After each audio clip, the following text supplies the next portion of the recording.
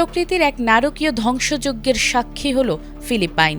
দেশটির দক্ষিণাঞ্চলীয় মিন্দানাও দ্বীপে সোমবার স্থানীয় সময় সকাল 7:36 এক শক্তিশালী ভূমিকম্প আঘাত হেনেছে। রিখটার স্কেলে ভূমিকম্পটির মাত্রা ছিল 7.8।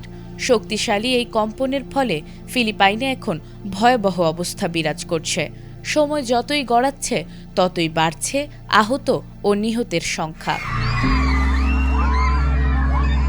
পলকের মধ্যে তাসের ঘরের মতো ধসে পড়েছে বহুতল ভবন, শপিং মল আর শিক্ষা প্রতিষ্ঠান। চারদিকে কেবলই আর্তনাদ আর ধ্বংসের স্তূপ। প্রথম দফার ঝাঁকুনির পর অন্তত 1100টিরও বেশি আফটার শকে বারবার কেঁপে ওঠে পুরো অঞ্চল, যার মধ্যে সর্বোচ্চ কম্পন ছিল 6.5 মাত্রার।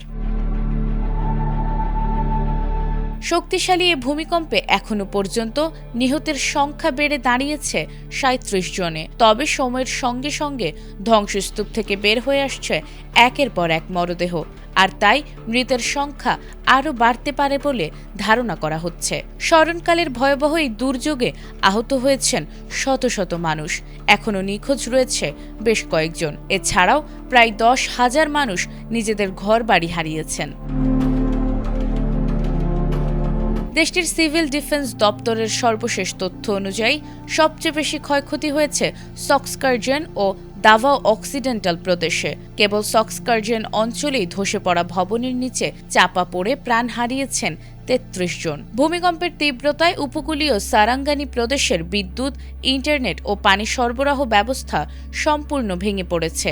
জেনারেল সান্তোস শহরের কেন্দ্রস্থলে অবস্থিত একটি জনপ্রিয় শপিং মল ও নামকরা ফাস্টফুড চেইনের বহুতল রেস্তোরাঁ পুরোপুরি মাটির সঙ্গে মিশে গেছে। ভূমিকম্পের উৎপত্তিস্থল সমুদ্রতলে হওয়ায় তাৎক্ষণিকভাবে ফিলিপাইন, ইন্দোনেশিয়া ও জাপান সহ এশিয়ার বেশ কয়েকটি দেশে সুনামি সতর্কতা জারি করা হয়েছিল। উপকূলীয় এলাকাগুলো থেকে লাখ লাখ বাসিন্দাকে দ্রুত নিরাপদ আশ্রয় সরিয়ে নেওয়া হয়। পরবর্তীতে প্রায় 1.5 মিটার উচ্চতায় সুনামির ঢেউ উপকূলে আঘাত হানার পর পরিস্থিতি স্বাভাবিক হলে সতর্কতা তুলে নেওয়া হয়। স্কুল খোলার প্রথম দিনেই এমন ভয়াবহ ট্র্যাজেডিতে স্তম্ভিত পুরো দেশ। ফিলিপাইনের প্রেসিডেন্ট ফার্দিনান্দ মার্কোস জুনিয়র উপদ্রুত এলাকায় জরুরি অবস্থা ঘোষণা করেছেন। এদিকে আন্তর্জাতিক বিমানবন্দর বন্ধ থাকায় এবং সড়ক যোগাযোগ বিচ্ছিন্ন হওয়ায় দুর্গম এলাকাগুলোতে ত্রাণ ও উদ্ধার সামগ্রী পৌঁছাতে বেগ পেতে হচ্ছে। ধ্বংসস্তূপের নিচে এখনও জীবনের স্পন্দন খুঁজছেন উদ্ধারকর্মীরা। তাই নিহতের সংখ্যা আরও বাড়ার আশঙ্কা ভিত্তিহীন নয়। নাজমুন নাহার জান্নাত, এটিএন বাংলা।